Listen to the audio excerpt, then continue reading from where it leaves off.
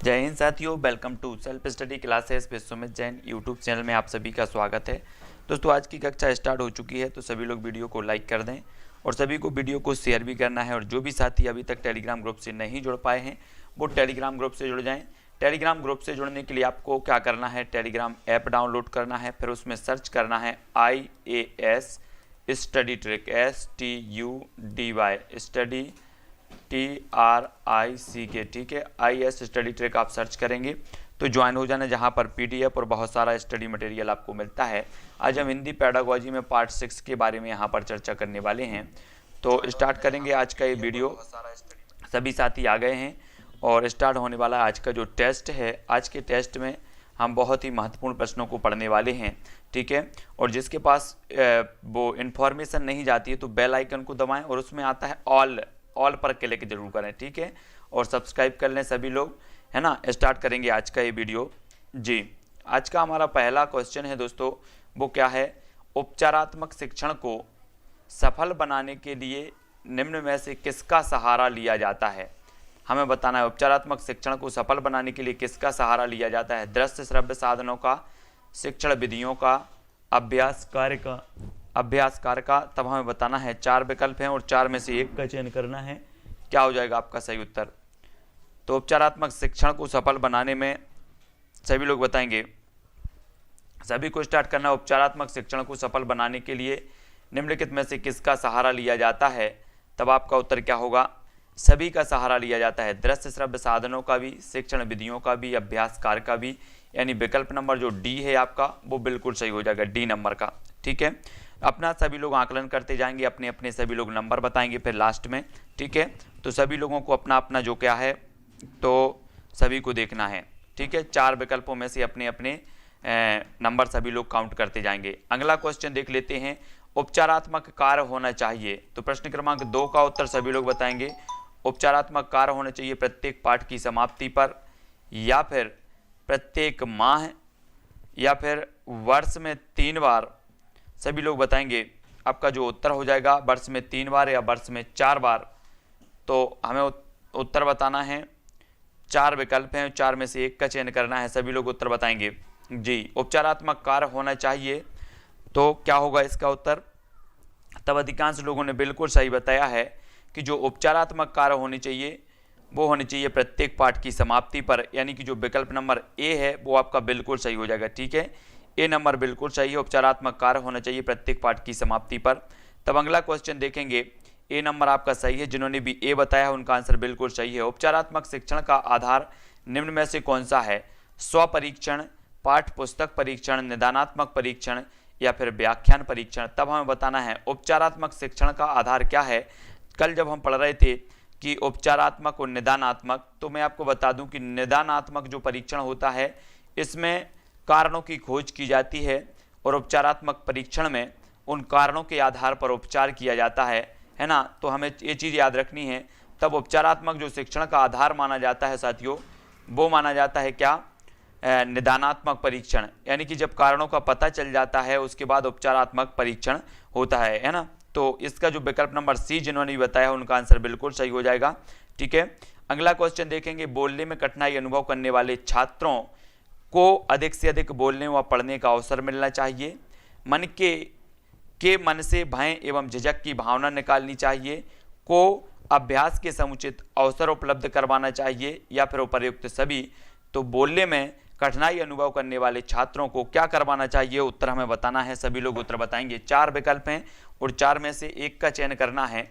सभी लोग करेंगे एक का चयन। जब प्रश्न क्रमांक जो 4 का उत्तर हो जाएगा साथियों वो क्या होगा। अधिकांश लोगों ने बिल्कुल सही बताया है। जिन्होंने भी डी बताया है उनका आंसर बिल्कुल सही है। वो अपने 1 अंक में इजाफा करते हुए आगे बढ़ेंगे, ठीक है। डी नंबर आपका बिल्कुल सही हो जाएगा। नेक्स्ट प्रश्न देखेंगे, मौखिक अभिव्यक्ति के समय होने वाली त्रुटियों पर बार बार टोकने से क्या होता है। 4 विकल्पों में से एक चयन लिखो। पहला विकल्प है बच्चों की त्रुटियां खत्म हो जाती हैं। दूसरा है बच्चे अपनी त्रुटियों के कारण को समझ जाते हैं। बच्चे धीरे धीरे खामोश होने लगते हैं, या बच्चों के भीतर आत्मविश्वास बढ़ता है। तब हम सभी को बताना है उत्तर। 4 विकल्प हैं हमारे सामने और हमें बताना है कि जो मौखिक अभिव्यक्ति के समय होने वाली त्रुटियों पर बार बार टोकने से क्या होता है। सभी लोग उत्तर बताएंगे और सभी को बताना है। 4 विकल्प हैं, ए बी सी डी, सभी लोग उत्तर बताना है यहाँ पर, तो मोस्ट इंपॉर्टेंट है। फिर प्रश्न क्रमांक 5 का जो आपका आंसर हो जाएगा वो क्या हो जाएगा? 4 विकल्पों के माध्यम से सभी को उत्तर बताना है, ठीक है, बहुत बढ़िया। तो प्रश्न क्रमांक 5 का जो उत्तर हो जाएगा दोस्तों वो क्या होगा? सी। जिन्होंने भी बताया उनका आंसर बिल्कुल सही है, वो 1 नंबर का अपना इजाफा कर लें अपने स्कोर में, सी नंबर वाले, ठीक है। मौखिक अभिव्यक्ति के समय होने वाली त्रुटियों पर बार बार टोकने से बच्चे धीरे धीरे खामोश होने लगते हैं, यानी कि सी नंबर आपका सही होगा, खामोश होने लगते हैं, ठीक है, सी नंबर बिल्कुल सही हो जाएगा। अगर बार बार आप टोकते हो तो बच्चे खामोश होने लगते हैं और जो है फिर बोलने का साहस नहीं बिठा पाते, तो सी नंबर आपका सही होगा। अगला क्वेश्चन देखेंगे, रागिनी हमेशा हेडपंप को चापाकल बोलती है, एक शिक्षिका के रूप में क्या करेंगे? सभी को बताना है। रागिनी को समझाएंगे कि यह चापाकल नहीं हेडपंप है, संपूर्ण कक्षा को बताएंगे कि हेडपंप को चापाकल भी कहा जाता है, या फिर उसे डांटेंगे कि उसने गलत शब्द का प्रयोग किया है, या फिर उसकी तरफ कोई ध्यान नहीं देंगे। तो प्रश्न क्रमांक 6 का उत्तर हमें बताना है। रागिनी हमेशा हेडपंप को चापाकल बोलती है और एक शिक्षिका के रूप में आपका जो कर्तव्य होगा वो क्या होगा? तब अधिकांश लोगों ने बिल्कुल सही बताया है कि विकल्प नंबर जो आपका है वो क्या हो जाएगा?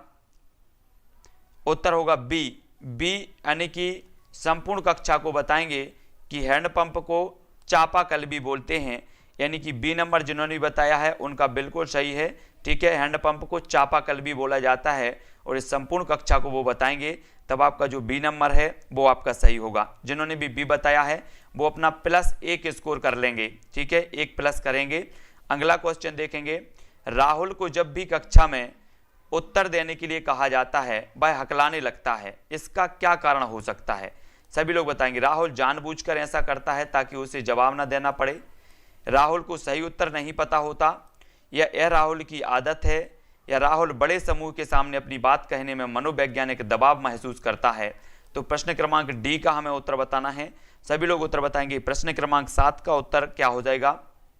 तो 4 विकल्प हैं, ए बी सी डी में से हमें चयन करना है और अधिकांश लोग जो चयन कर रहे हैं वो डी को चयन ज़्यादा लोग कर रहे हैं। बहुत बढ़िया आंसर है सभी लोगों का, डी नंबर बिल्कुल सही होगा कि राहुल बड़े समूह के सामने अपनी बात कहने में मनोवैज्ञानिक दबाव महसूस करता है, तो डी नंबर जिन्होंने बताया है उनका आंसर बिल्कुल सही हो जाएगा, डी, ठीक है। अगला क्वेश्चन देख लेंगे, प्राथमिक स्तर की कक्षा में संप्रेषण का माध्यम खालिस्तान ही होनी चाहिए, क्योंकि इसी भाषा में ही बच्चे का मस्तिष्क सबसे पहले क्रियाशील होता है। तो किस भाषा में होना चाहिए प्राथमिक स्तर की शिक्षा में संप्रेषण का माध्यम? 4 विकल्प हैं, अंग्रेजी, मातृभाषा, प्रदेश की भाषा या फिर हिंदी। तो सभी लोगों को उत्तर बताना है कि प्राथमिक स्तर की जो शिक्षा में संप्रेषण का माध्यम होना चाहिए वो क्या होनी चाहिए। तब सभी लोगों को पता है और सभी लोग अच्छे से जानते हैं कि प्राथमिक स्तर पर अगर मातृभाषा से जो है मातृभाषा शिक्षा का माध्यम है तो बच्चा ज़्यादा क्रियाशील रहता है और ज़्यादा सीखता है, तब आपका बी नंबर बिल्कुल सही होगा, है ना। बच्चे का शुरुआती मस्तिष्क उसके घर परिवेश की आपसी बोलचाल से प्रभावित होता है, वह उसे मातृभाषा के रूप में प्रयोग करता है। प्राथमिक स्तर पर संप्रेषण का माध्यम मातृभाषा ही होना चाहिए। तब अगला क्वेश्चन है, भाषा की पाठ्य पुस्तकों में दिए गए अभ्यास बच्चों की चीज़ों को परखने, गहराई से जुड़ने और व्यापक अनुभव स्तर से तादात्म्य जो है का अवसर देते हैं, बच्चों की भाषाई और सांस्कृतिक विविधता को सीमित करते हैं, या फिर बच्चों को विस्तृत अभ्यास करने और शिक्षकों को बच्चों की भाषा में सुधार करने के तरीके बताते हैं, या बच्चों का सही आकलन करने में सदैव मदद करते हैं कि वे क्या नहीं जानते। तो हमें बताना है 4 विकल्पों में से भाषा की पाठ्य पुस्तकों में दिए गए अभ्यास ये किस प्रकार से बच्चों के लिए उपयोगी हैं, ये हमें बताना है। 4 विकल्प हैं, 4 विकल्प को अच्छे से पढ़ना है और फिर उत्तर बताना है कि क्या बच्चों को अवसर देते हैं या सुधार करते हैं इस प्रकार से। तो अधिकांश लोगों ने बताया है उत्तर ए, और आपका उत्तर जो हो जाएगा वो ए ही हो जाएगा। बच्चों की चीज़ों को परखने, गहराई से जुड़ने और व्यापक अनुभव स्तर से जो है तादात्म्य का अवसर देते हैं। तब याद रख लेना है आपको कि भाषा की पुस्तकें अंत में दी गई अभ्यास प्रश्नावली बच्चों को 3 प्रकार के अवसर देती है, चीज़ों को परखने, गहराई से जुड़ने और प्राप्त अनुभव स्तर से तथ्यों को जो है तथ्य ज्ञात करने। इसके जो है अवसर देती है। तब अगला क्वेश्चन है अपना, हिंदी भाषा में सतत आकलन का सर्वाधिक उचित तरीका क्या है? हर 15 दिन में सरल परीक्षा लेना, बच्चों को अपने अनुभवों को कहने लिखने के लिए पर्याप्त अवसर देना, बच्चों से समूह में परियोजना कार्य करवाना, या फिर बच्चों से अनौपचारिक बातचीत करना। तो हिंदी भाषा में हमें बताना है उत्तर क्या होगा। हिंदी भाषा में सतत आकलन का सर्वाधिक उचित तरीका क्या है? जब 4 विकल्प हैं और 4 का उत्तर बताना है।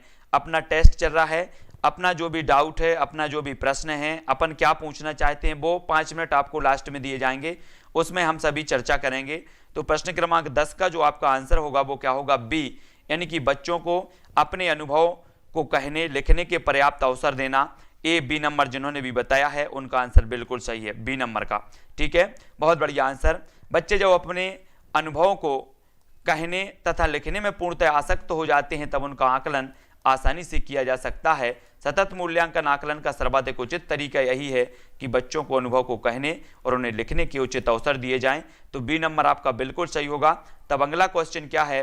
अगला क्वेश्चन है साथियों, भाषा कक्षा में प्रदर्शित सामग्री केवल तब सजावटी हो जाती है जब बच्चों को पढ़ना लिखना सिखाने में उसका उपयोग नहीं होता। वह बच्चों को अनिवार्यतः कोई मूल्य ना सिखाए, वह सामग्री पाठ्य पुस्तक की ना हो, या फिर बच्चे उसे आते जाते देखते हैं। तो बताना है कि भाषा कक्षाओं में, हमें सभी लोग बताएंगे, भाषा कक्षाओं में प्रदर्शित सामग्री केवल तब सजावटी हो जाती है जब, उत्तर सभी लोगों को आना चाहिए, सभी लोगों का उत्तर जो होगा वो क्या होगा? बच्चों को पढ़ना लिखना सिखाने में उसका उपयोग नहीं होता। तो बहुत बढ़िया आंसर आ रहा है। जिन्होंने भी उत्तर बताया है ए, उनका आंसर बिल्कुल सही है। ठीक है, वो अपना 1 नंबर प्लस करेंगे अपने स्कोर में। सभी लोग काउंट करेंगे अपना अपना नंबर। ठीक है, सभी लोगों को काउंट करते जाना है। जिन प्रदर्शित सामग्रियों का उपयोग पढ़ने लिखने या सीखने में ना हो, कक्षा में उन्हें दिखाना निरर्थक होता है, वे मात्र सजावटी तौर पर ही अपनी भूमिका निभाते हैं। तब अगला क्वेश्चन है, चॉम्स्की के अनुसार बच्चों के पास भाषा सीखने की क्षमता जन्मजात होती है, अतः हिंदी भाषा की कक्षा में बच्चों को हमें बताना है विविध भाषा प्रयोगों से परिचित प्राप्त करने के अवसर दिए जाने चाहिए, या फिर व्याकरण के नियम समझा दिए जाएं ताकि वे अपनी इस क्षमता के माध्यम से जल्दी भाषा सीख सकें, या सतत और व्यापक आकलन की प्रक्रिया से मुक्त रखें, उन पर आवश्यक बोझ न डालें, या कुछ भी पढ़ाने की आवश्यकता नहीं है। तब चॉम्स्की के अनुसार हमें बताना है कि चॉम्स्की के अनुसार बच्चों के पास भाषा सीखने की क्षमता जन्मजात होती है, और हिंदी भाषा की कक्षा में बच्चों को क्या करना चाहिए? 4 विकल्पों में से एक उत्तर बताना है। तो अधिकांश लोग उत्तर बी बता रहे हैं, कुछ लोग ए बता रहे हैं और कुछ लोग बता रहे हैं सी। तब आपका जो आंसर होगा वो क्या होगा? ए आपका बिल्कुल सही है। विविध भाषा प्रयोगों से परिचित प्राप्त करने के अवसर दिए जाने चाहिए। तो ए नंबर आपका बिल्कुल सही हो जाएगा। ए जिन्होंने बताया है उनका आंसर बिल्कुल सही है। हिंदी भाषा की कक्षा में भिन्न भिन्न भाषा प्रयोगों का परिचय दिया जा सकता है, बच्चे उन्हें अधिकाधिक ग्रहण कर सकते हैं, क्योंकि चॉम्स्की के अनुसार जो है बच्चों के पास भाषा सीखने की क्षमता जन्मजात होती है। ये चीज़ भी आपको याद रखनी है। चॉम्स्की ने माना है कि जो बच्चों के पास भाषा सीखने की क्षमता होती है वो जन्मजात होती है, याद रख लेना है सभी लोगों को। तब अगला क्वेश्चन है अपना, निम्न में से कौन सा नियम पढ़ना सीखने में मुश्किल पैदा नहीं करता? यह सुनिश्चित करना कि ध्वनि के नियम सीखकर उन पर अमल किया जाए, या फिर बच्चों पर सावधानी पूर्वक पढ़ने के लिए जोर डालना, शब्द प्रति शब्द पढ़ते हुए गति को बढ़ाने का आग्रह करना, चित्र संदर्भ और पूर्व अनुभवों के आधार पर अनुमान लगाते हुए पढ़ाने के अवसर देना। तो हमें बताना क्या है कि निम्नलिखित में से कौन सा नियम पढ़ना सीखने में मुश्किल पैदा नहीं करता? सीखने में मुश्किल पैदा नहीं करता तो कौन नहीं करता? सभी लोग बताएंगे। 4 विकल्प हैं, 4 में से एक उत्तर बताना है कौन सा नियम नहीं करता। तो अधिकांश लोग उत्तर बता रहे हैं डी, और कुछ लोग बता रहे हैं, बहुत बढ़िया, डी ही अधिकांश लोगों ने बताया है। तब आपका आंसर भी डी होगा कि चित्र संदर्भ और पूर्व अनुभवों के आधार पर अनुमान लगाते हुए पढ़ाने के अवसर देना, ये जो है सीखने में मुश्किल पैदा नहीं करता। तो डी नंबर बिल्कुल सही होगा। जिन्होंने भी डी बताया है उनका आंसर बिल्कुल सही है। विषय वस्तु से संबंधित रंगीन चित्र, संदर्भ व पूर्व अनुभवों से लिए गए अनुमान बच्चों को पढ़ने सीखने में काफी सहायक होते। इसके विपरीत ध्वनि के नियम पढ़ने पर अनावश्यक दबाव, आदि बच्चों को पढ़ने लिखने में मुश्किल पैदा करते हैं। तब अगला जो क्वेश्चन है, प्राथमिक स्तर पर भाषा शिक्षण का मुख्य उद्देश्य है तो क्या है? प्राथमिक शिक्षण पर भाषा शिक्षण का मुख्य उद्देश्य क्या है? 4 अक्षर वाले शब्द पढ़ लिख लेना, पाठ्य पुस्तक के अंत में दिए गए सभी अभ्यासों को पूरा करना, या फिर दूसरों की बातों को धैर्य से सुनना और सुनी बात पर अपनी टिप्पणी देना, सी, या फिर वर्णमाला को क्रम से याद करना। तो प्रश्न विकल्प 4 पढ़ना है और 4 विकल्प में से फिर हमें उत्तर बताना है। तब आपका उत्तर क्या होगा? प्राथमिक स्तर पर भाषा शिक्षण का मुख्य उद्देश्य क्या होता है? तो सभी लोग उत्तर बताएंगे और 4 विकल्प हैं, तब ABCD के आधार पर बताना है और अधिकांश लोगों ने बिल्कुल आंसर सही बताया है कि सी नंबर इसका सही होगा। दूसरों की बातों को धैर्य से सुनना और सुनी बात पर अपनी टिप्पणी देना, ये प्राथमिक स्तर पर भाषा शिक्षण का मुख्य उद्देश्य होता है। तब आपका बिल्कुल सही आंसर होगा सी। ठीक है, बहुत बढ़िया आंसर। अगला क्वेश्चन देख लेते हैं। अगला क्वेश्चन है जातियों, क्या है कि तुम्हारे आसपास ऐसे कौन से फूल हैं जिनकी बहुत तेज महक है? फूलों के नाम अपनी भाषा में लिखो। हिंदी भाषा के इन अभ्यासों का क्या उद्देश्य है? उद्देश्य हमें बताना है। पाठ को अपने अनुभव संसार से जोड़ने की अवसर देना और बहुभाषिकता को पोषित करना, बच्चों की भाषा को कक्षा में स्थान देते हुए जानना कि क्या वे अपनी भाषा में लिख सकते हैं, बच्चों को फूलों और उनकी महक के बारे में विस्तृत जानकारी देना, या बच्चों से यह जानना कि कितने फूलों के नाम जानते हैं। तब सभी लोग उत्तर समझ के बताएंगे, है ना? सभी को समझ करके उत्तर बताना है ना? तुम्हारे आसपास ऐसे कौन कौन से फूल हैं जिनकी बहुत तेज महक है? फूलों के नाम अपनी भाषा में लिखो। हिंदी भाषा के इन अभ्यासों का उद्देश्य क्या होता है? तब अधिकांश लोग जो उत्तर बता रहे हैं कि पाठ को अपने अनुभव संसार से जोड़ने के अवसर देना और बहुभाषिकता को पोषित करना, यानी ए नंबर जिन्होंने भी बताया है उनका आंसर बिल्कुल सही होगा। किसी वस्तु की ऐसी जानकारी जो उसने अपने अनुभवों से प्राप्त की है, बच्चा अपनी भाषा में आसानी से लिख सकता है। अतः बच्चों को उनके अनुभव संसार से जुड़े प्रश्नों को पूछने के अवसर देने चाहिए। इस प्रकार के जो है अभ्यास से बच्चों की बहुभाषिकता पोषित होती है। तब प्रश्न क्रमांक अपना 16 है, संगीता अक्सर शब्दों को उल्टा लिखती है और लिखते समय कुछ अक्षरों को छोड़ देती है। उसे लिखने में कठिनाई होती है, उसकी समस्या खाली स्थान से संबंधित है। आपको बताना है डिस्ग्राफिया से, डिस्कैलकुलिया से, दृष्टिबाधिता से या डिसलेक्सिया से। तब 4 विकल्प हैं। प्रश्न क्रमांक 16 का उत्तर हमें बताना है। समझ के बताएंगे सभी लोग उत्तर क्या होगा। तो 16 प्रश्न क्रमांक 16 का उत्तर बताना है और 16 का उत्तर जो अधिकांश लोग बता रहे हैं कि संगीता अक्सर शब्दों को उल्टा लिखती है, ये जो समस्या है वो समस्या है डिस्ग्राफिया, यानी कि विकल्प नंबर जिन्होंने बताया है उनका एक जो विकल्प है, एक जो नंबर है वो बढ़ता है। ठीक है, डिस्ग्राफिया हो जाएगा। ऐसे क्वेश्चन कई बार पूछे जाते हैं, है ना? तो ये नंबर आपका बिल्कुल सही हो जाएगा। अगला क्वेश्चन देख लेंगे। प्राथमिक स्तर पर बच्चों के शुरुआती भाषा विकास में सर्वाधिक योगदान दे सकता है या सकती है तो कौन दे सकती है? टीवी पर देखे जाने वाले 15 मिनट के कार्टून कार्यक्रम, गृह कार्य पर व्यय किए जाने वाले 30 मिनट, या फिर एक FM पर 15 मिनट सुने जाने वाले समाचार, या परिवार में होने वाली परस्पर गुणवत्तापूर्ण बातचीत। तो प्राथमिक स्तर पर सभी लोग बताएंगे, प्राथमिक स्तर पर जो है बच्चों के शुरुआती भाषा विकास में सर्वाधिक योगदान दे सकता है तो कौन दे सकता है? तब अधिकांश लोगों ने बिल्कुल आंसर सही बताने का प्रयास किया है कि जो परिवार में होने वाले परस्पर गुणवत्तापूर्ण बातचीत है, ये प्राथमिक स्तर पर बच्चों की शुरुआती भाषा विकास में सर्वाधिक योगदान दे सकते हैं। तो डी नंबर जिन्होंने बताया है उनका आंसर बिल्कुल सही है। डी नंबर वालों का आंसर सही होगा, है ना? अगला क्वेश्चन देखो, भाषा अधिगम के अंतर्गत कौन सा कथन सही नहीं है बताना है। 4 विकल्प हैं। आत्मोन्मुख भाषा के माध्यम से बालक स्वयं से संवाद करता है, कम आयु के बच्चे 2 या 3 भाषाओं का प्रयोग नहीं सीख सकते, या सामाजिक भाषा के माध्यम से बच्चा सारी दुनिया से संवाद करता है, या फिर बच्चे अपनी अच्छी खासी विकसित भाषिक व्यवस्था के साथ विद्यालय आते हैं। तो आपको प्रश्न को अच्छे से पढ़ना है कि भाषा अधिगम के अंतर्गत कौन सा कथन सही नहीं है। सही नहीं है हमें बताना है, और सही नहीं है तब आपका आंसर क्या होगा? 18 का उत्तर बताना है, और 18 का जो आंसर आपका हो जाएगा वो क्या होगा? सभी लोगों को अच्छे से समझना है और फिर उत्तर बताना है। तब अधिकांश लोगों ने जो उत्तर बताया है कि यहाँ पर नहीं है, बताना था नहीं है, तब आपका आंसर बिल्कुल सही हो जाएगा। कौन सा? सी नंबर। सी नंबर जिन्होंने भी बताया है कि सामाजिक भाषा के माध्यम से बच्चा सारी दुनिया से संवाद करता है, ये सही नहीं है।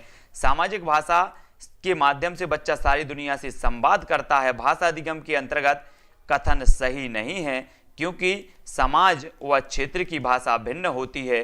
तो ये चीज आपको समझनी है। सी नंबर जिन्होंने बताया उनका आंसर बिल्कुल सही है। भाषा की कक्षा में सक्रिय विद्यार्थी का अर्थ है तो क्या है?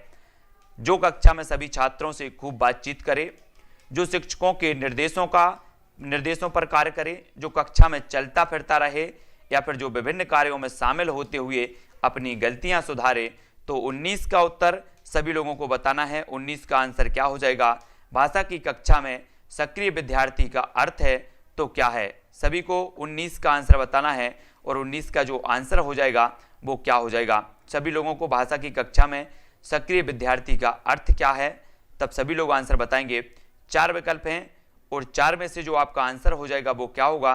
तब प्रश्न क्रमांक 19 का जो आपका आंसर होगा वो क्या होगा? डी यानी कि डी वाला आपका बिल्कुल सही होगा। जो विभिन्न कार्यों में शामिल होते हुए अपनी गलतियां सुधारे, भाषा की कक्षा में सक्रिय विद्यार्थी कहलाता है। तो डी नंबर आपका बिल्कुल सही होगा। जिन्होंने भी डी आंसर बताया है वो +1 करेंगे, ठीक है, 1 नंबर प्लस करेंगे। बहुत बढ़िया आंसर। डी नंबर जिन्होंने भी बताया उनका आंसर सही है। भाषा सीखने के लिए सर्वाधिक महत्वपूर्ण है तो क्या है? भाषा की पाठ्यपुस्तकें, समृद्ध भाषिक वातावरण, व्याकरण के नियमों की जानकारी, पाठ्यपुस्तकों के शब्दों को रटाना। तो प्रश्न क्रमांक 20 का आंसर सभी लोग बताएंगे। भाषा सीखने के लिए सर्वाधिक महत्वपूर्ण है तो क्या है? 4 विकल्प हैं और 4 में से एक का चयन करना है। भाषा सीखने के लिए सर्वाधिक महत्वपूर्ण है तो क्या है? तब अधिकांश लोग जो बता रहे हैं, कुछ बी बता रहे हैं, कुछ सी बता रहे हैं, कुछ ए बता रहे हैं और अधिकांश लोग बता रहे हैं बी। तो बहुत बढ़िया आंसर समृद्ध भाषिक वातावरण यानी बी नंबर आपका बिल्कुल सही होगा। बी नंबर भाषा सीखने के लिए सर्वाधिक महत्वपूर्ण है। समृद्ध भाषिक वातावरण भाषा सीखने के लिए सर्वाधिक महत्वपूर्ण कारक होता है, क्योंकि समृद्ध भाषिक वातावरण में ही बच्चा भाषा सीखने में रुचि व सक्रिय बन सकता है। तो बी नंबर बिल्कुल आपका आंसर सही है। द्वितीय भाषा सीखने की प्रक्रिया में महत्वपूर्ण है तो क्या है? भाषा शिक्षक का व्यवहार, अभिभावकों का प्रोत्साहन, अभिवृत्ति एवं अभिप्रेरणा, या फिर ये सभी। 21 का आंसर हमें बताना है और 21 का आंसर क्या होगा? द्वितीय भाषा सीखने की प्रक्रिया में महत्वपूर्ण है तो क्या है? बहुत बढ़िया। 21 का आंसर 21 का आंसर क्या होगा? सभी लोग बताएंगे सभी का आंसर क्या हो जाता है। तो अधिकांश लोगों ने जो आंसर दिया है वो क्या दिया है? द्वितीय भाषा सीखने की प्रक्रिया में जो महत्वपूर्ण है वो डी नंबर आपका बिल्कुल सही है ना। भाषा शिक्षक का व्यवहार भी, अभिभावकों का प्रोत्साहन भी, अभिवृत्ति एवं अभिप्रेरणा भी और सभी होता है। द्वितीय भाषा सीखने की प्रक्रिया में भाषा शिक्षक का व्यवहार, अभिभावकों का प्रोत्साहन, अभिवृत्ति एवं अभिप्रेरणा आदि सभी महत्वपूर्ण है। तो डी नंबर आपका बिल्कुल सही होगा, ठीक है। यदि सुलेखा रेलगाड़ी को रेलगाड़ी कहती है तो एक भाषा शिक्षक के रूप में आप क्या करेंगे? सभी लोग बताएंगे। 4 विकल्पों में से एक का चयन करना है। सुलेखा से रेलगाड़ी शब्द 30 बार लिखवाएंगे ताकि दोबारा गलती ना हो। उसकी कॉपी पर रेलगाड़ी शब्द लिखेंगे और सुलेखा से पूछेंगे कि लिखे हुए दोनों शब्दों में क्या अंतर है। उसे अपना शब्द स्वयं ठीक करने के लिए कहेंगे। रेलगाड़ी शब्द पर घेरा लगाकर सही शब्द लिखकर सुलेखा की कॉपी वापस कर देंगे, या फिर रेलगाड़ी शब्द पर घेरा लगाएंगे और सुलेखा को डांटेंगे ताकि वह आगे से शब्दों को सही लिखे। तो 22 का आंसर बताना है और अधिकांश लोगों ने उत्तर बताया है। क्या बताया है? अधिकांश लोग बी बता रहे हैं। बहुत बढ़िया आंसर, बी नंबर आपका बिल्कुल सही है, ठीक है। उसकी कॉपी पर रेलगाड़ी शब्द लिखेंगे और सुलेखा से पूछेंगे कि लिखे हुए दोनों शब्दों में क्या अंतर है ना, तब आपको उसको समझ में आएगा। तो बी नंबर जिन्होंने बताया उनका आंसर बिल्कुल सही है। यदि प्राथमिक स्तर का कोई छात्र किसी शब्द को लिखते समय छोटी और बड़ी मात्रा में अंतर नहीं समझ पाता तो भाषा शिक्षक को चाहिए कि वह शुद्ध और अशुद्ध दोनों अक्षरों को कॉपी में लिखवाकर उनमें अंतर पूछने को कहे। इससे उसके उच्चारण की ध्वनि त्रुटि आसानी से समझी जा सकती है। अगला क्वेश्चन है, एक समावेशी कक्षा में कविता पढ़ाने के लिए आप क्या करेंगे? कविता पढ़ाने के लिए 23 का आंसर बताना है। कविता को चार्ट पेपर पर लिखकर बच्चों की पहुंच से दूर दीवार पर लगा देंगे और उसकी और संकेत करके कविता जोर जोर से पढ़ेंगे। कविता को टेप रिकॉर्डर से सुनाएंगे ताकि सभी बच्चों पर ध्यान दिया जा सके। कविता को पढ़ने के लिए एक से अधिक विधियों का प्रयोग करेंगे ताकि बच्चों को विभिन्न इंद्रियों से अनुभव करने का अवसर मिल सके। एक ही कविता को 5 बार सुनाएंगे, पाठ करवाएंगे ताकि सभी बच्चों की समझ में आ जाए। तो हमें बताना है कि एक समावेशी कक्षा में कविता पढ़ाने के लिए आप क्या करेंगे। 4 विकल्प हैं, 4 विकल्पों को अच्छे से पढ़ना है और उत्तर बताना है। सभी लोग पढ़ेंगे तब आपका आंसर क्या हो जाएगा। तो अधिकांश लोगों ने जो बताया है वो क्या बताया है, 23 का आंसर बिल्कुल सही बताया है कि कविता को पढ़ने के लिए एक से अधिक विधियों का प्रयोग करेंगे ताकि बच्चों को विभिन्न इंद्रियों से अनुभव करने का अवसर मिल सके। तो सी नंबर आपका बिल्कुल सही होगा। ठीक है, सी नंबर आपका बिल्कुल सही है, बहुत बढ़िया। कविता पाठ करते समय शिक्षक बच्चों को भिन्न भिन्न भाव भंगिमा के साथ पढ़ाने का इस प्रकार प्रयास करे कि उसके संकेत, भाव तथा ध्वनि बच्चों को आसानी से समझ में आ जाएं। तब आपका विकल्प नंबर जो सी है वो बिल्कुल सही होगा। ठीक है, अगला क्वेश्चन देखेंगे। विद्यालय आने से पूर्व बच्चों के पास 5000 वाक्य होते हैं। अपनी भाषा की जटिलता और समृद्ध संरचनाएं होती हैं। अपनी भाषा का संपूर्ण बाल साहित्य होता है या 5000 शब्द होते हैं। तब 24 का आंसर बताना है। 24 का आंसर क्या होगा सभी लोगों को बताना है। तो विद्यालय आने से पूर्व बच्चों के पास क्या होता है, तो सभी लोग बताएंगे। 4 विकल्प हैं, 24 का जो आपका आंसर हो जाएगा। अधिकांश लोगों ने बिल्कुल आंसर सही बताया है कि अपनी भाषा की जटिल और समृद्ध संरचनाएं होती हैं। तो बी नंबर आपका सही होगा। ठीक है, बहुत बढ़िया आंसर है ना। अपने घर और परिवार के माहौल से निकलकर जब बच्चा पहली बार विद्यालय में प्रवेश करता है तो उसके पास अपनी एक जटिल एवं समृद्ध संरचना वाली भाषा होती है। ठीक है, तो ये चीज़ आप लोग समझते हैं। और अगला क्वेश्चन देखते हैं। हिंदी भाषा शिक्षक को यह स्वीकार करना चाहिए कि गलतियां सीखने सिखाने की प्रक्रिया पर अभिन्न हिस्सा हैं। गलतियों पर बिल्कुल ध्यान न देने से भी सुधर जाती हैं, या फिर बच्चों को उनकी गलतियां समझाना उनके भाषा विकास में महान बाधा है, या बच्चों को भाषा सिखाना जरूरी नहीं है। तो स्वीकार करना चाहिए कि क्या स्वीकार करना चाहिए, 25 का आंसर सभी लोग बताएंगे। और 25 का जो आंसर होगा आपका वो क्या होगा सभी लोगों को बताना है। और आज तो लगभग सभी लोग बिल्कुल सही आंसर बता रहे हैं। और 25 का आंसर ए बिल्कुल सही होगा कि गलतियां सीखने सिखाने की प्रक्रिया का अभिन्न हिस्सा हैं। तो ए नंबर आपका बिल्कुल सही होगा। हिंदी भाषा शिक्षक को यह स्वीकार करना चाहिए कि गलतियां सीखने सिखाने की प्रक्रिया का अभिन्न हिस्सा हैं। तो ए नंबर जो है आपका सही होगा। ठीक है, बहुत बढ़िया, ए नंबर आपका सही है। ये चीज़ याद रखनी है कि जब बच्चे कहानियाँ पढ़ते हैं तो वे बिना किसी उद्देश्य के पढ़ते हैं, वे घटनाओं पात्रों में उलझ जाते हैं, वे अन्य लोगों के अनुभवों में प्रवेश करते हैं, या उनका नैतिक विकास अनिवार्यतः होता है। तो 26 का आंसर बताना है। 26 का आंसर क्या होगा सभी लोगों को बताना है। जब बच्चे कहानियाँ पढ़ते हैं तो वे बिना किसी उद्देश्य के पढ़ते हैं, वे घटनाओं पात्रों में उलझ जाते हैं। तो अधिकांश लोग उत्तर बता रहे हैं, कुछ लोग सी बता रहे हैं, कुछ लोग डी बता रहे हैं और कुछ लोग ए बता रहे हैं। तो आपका जो आंसर होगा, जब बच्चे कहानियाँ पढ़ते हैं तो वे अन्य लोगों के अनुभवों में प्रवेश करते हैं। तो सी नंबर जिन्होंने बताया है उनका आंसर बिल्कुल सही है, सी नंबर का। ठीक है, सी नंबर कैसे देखो, प्राथमिक स्तर तक बच्चे कहानियों में अत्यधिक रुचि रखते हैं तथा जब वे उन कहानियों को सुनते हैं तो अन्य लोगों के अनुभवों में प्रवेश करते हैं। तो सी नंबर आपका बिल्कुल सही होगा। अगला क्वेश्चन देख लो। दीपिका एक अच्छी गायिका है, लेकिन कक्षा में जब उसे पढ़ाने को कहा जाता है ना, पढ़ने को कहा जाता है तो वह हकलाकर तुतलाने लगती है। इसका कारण हो सकता है तो क्या होगा, प्रयत्न लाघव, भौगोलिक कारण, मनोवैज्ञानिक कारण, या उपरोक्त में से कोई नहीं। तो 27 का आंसर हमें बताना है, सभी लोग बताएंगे है ना। 27 का जो आंसर है वो क्या होगा, तो सभी लोगों को उत्तर बताना है।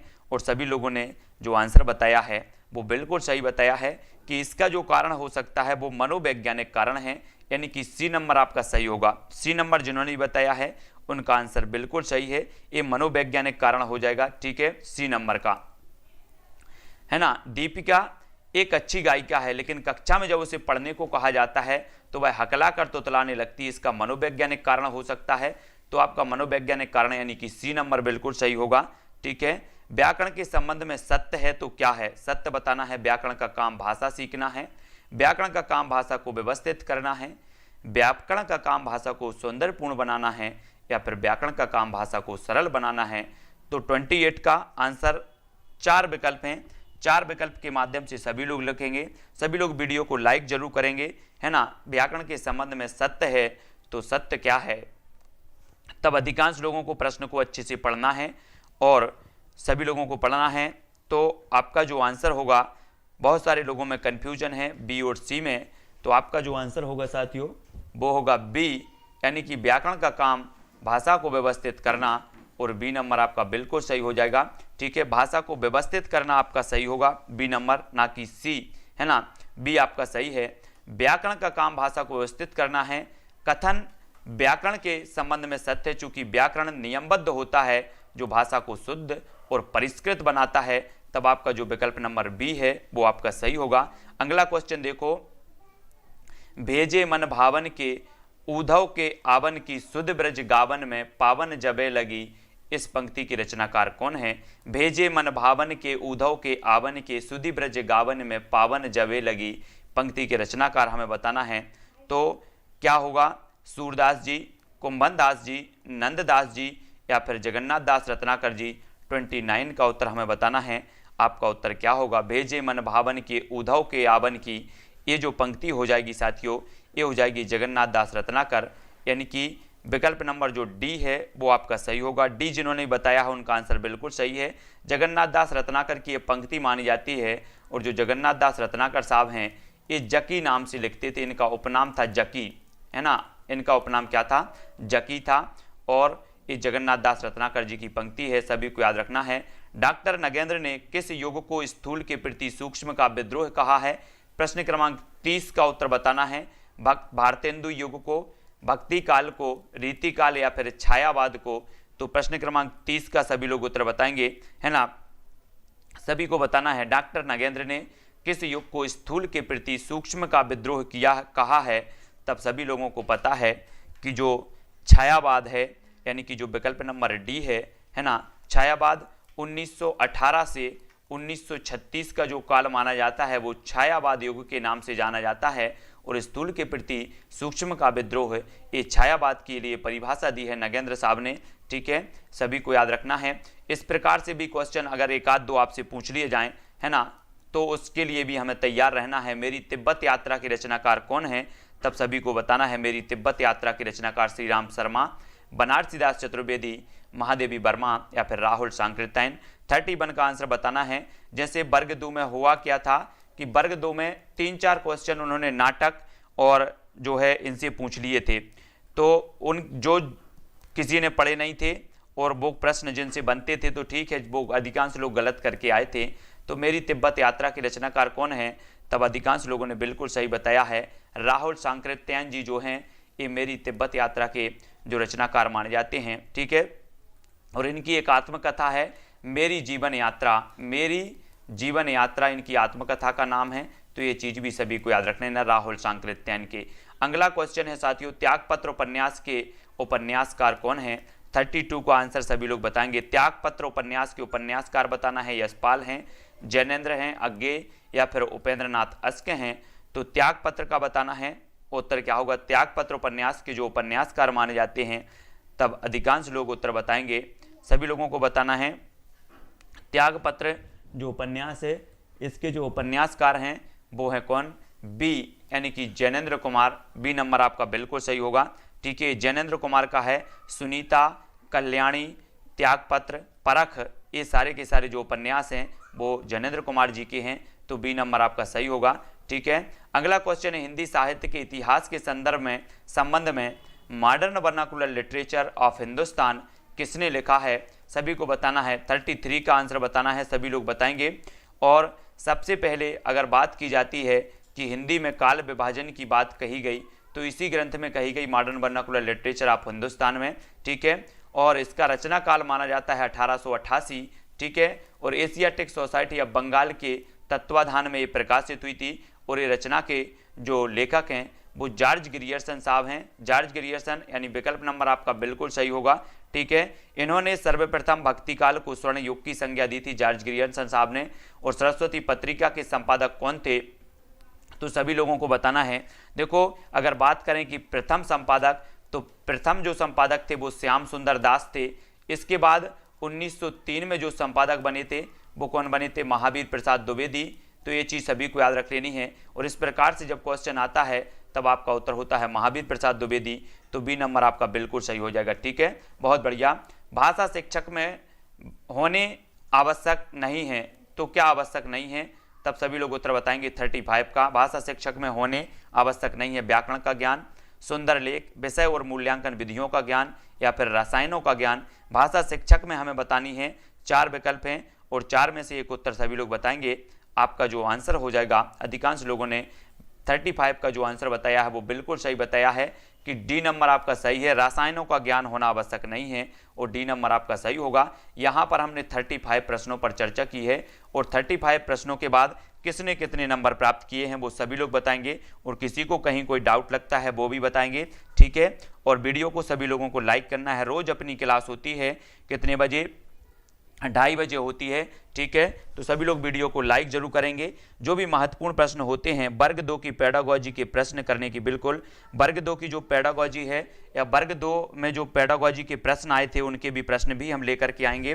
ठीक है, सीमा जी, रोहित जी, अंजना जी, यहाँ पर जसवंत जी बोल रहे थे अभी कि डरते क्यों हो। डर तो लगता ही है साहब कि आपका कोई प्रश्न जो है गलत ना हो, है ना। इस प्रकार से कुछ ना कुछ तो रहता है। कुल अटेंड किए हैं 35 में से 28, साधना जी 33, 35 से 27 कृष्णा जी, सरोज जी, आर्या जी 54 से 35, विजय जी बहुत बढ़िया 35 से 26 भी किए हैं, रेखा जी, अनिल जी 33 से 28, है ना, साधना जी और जितेंद्र जी, ब्रजभूषण जी, राजेश जी 33 से 27, रचना जी 32 से 28, धर्मदास जी 28 से। ठीक है, बहुत बढ़िया आंसर,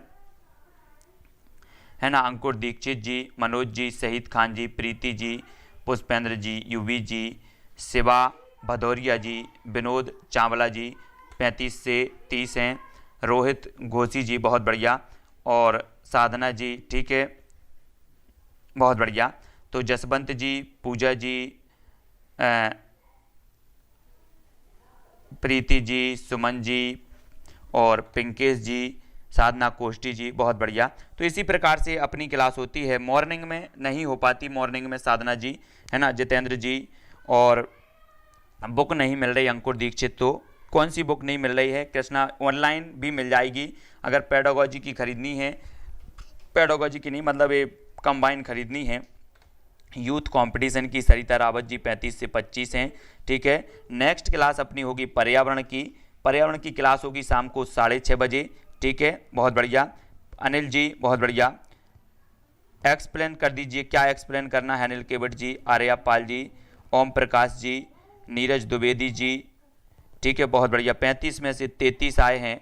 ठीक है, बहुत बढ़िया नीरज जी, शहीद खान जी, पुष्पेंद्र जी, चौरसिया जी, 16 देखे हैं, 3 गत हो गए हैं, बहुत बढ़िया।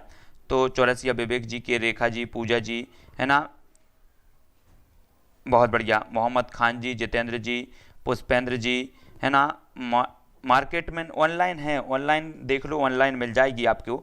स्मृता जी, ज्योति जी, खुशी जी, अनिल जी, ब्रजभूषण जी, शाहिद खान जी। ठीक है, बहुत बढ़िया। तो अनुराधा, कौशल जी, नीरज जी, अगर मार्केट में कोई पुस्तक नहीं मिलती तो उसको ऑनलाइन देख लिया करो, ऑनलाइन मिल जाती है और आपके घर आ जाती है वो पुस्तक, अनुराधा जी।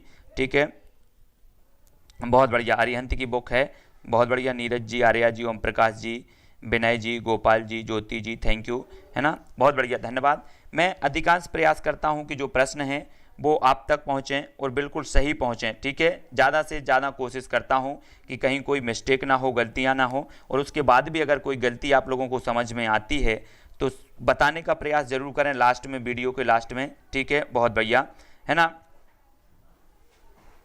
बहुत बढ़िया। तो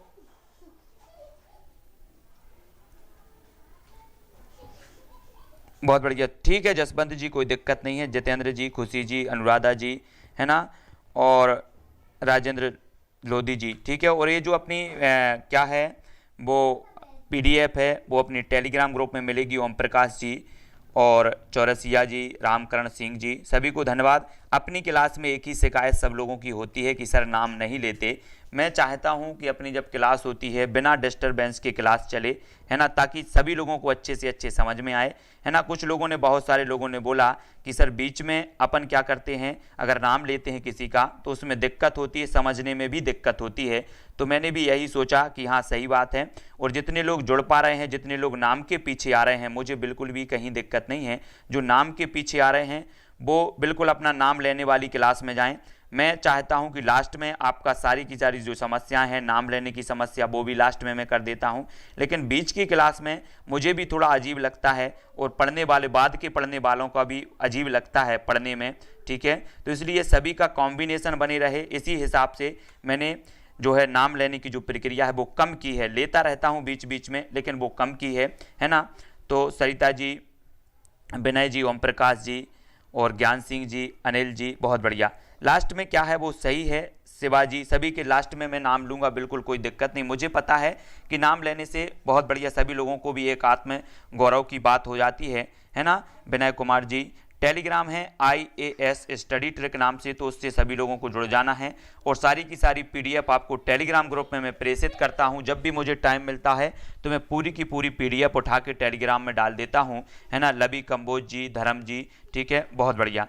तो जो भी पढ़ना चाहते हैं वो पढ़ें, और मुझे इससे बिल्कुल कहीं तकलीफ नहीं होती है ना। जिसको अच्छा लग रहा है उनको पढ़ना चाहिए, और जिसको नहीं समझ में आ रही उनको बिल्कुल भी नहीं पढ़ना चाहिए। ये मेरा आप सभी के सुझाव है, जहां आपको अच्छी चीज मिलती है, ठीक है। बहुत बढ़िया, बहुत बढ़िया। हाँ जसवंत जी, बहुत बढ़िया विचार है आपका, और यही मैं चाहता हूं कि जो वास्तव में पढ़ना चाहते हैं वो क्लास में रहेंगे। जो टाइम पास करने आते हैं उनका नाम लेने से कोई मतलब नहीं है, ठीक है।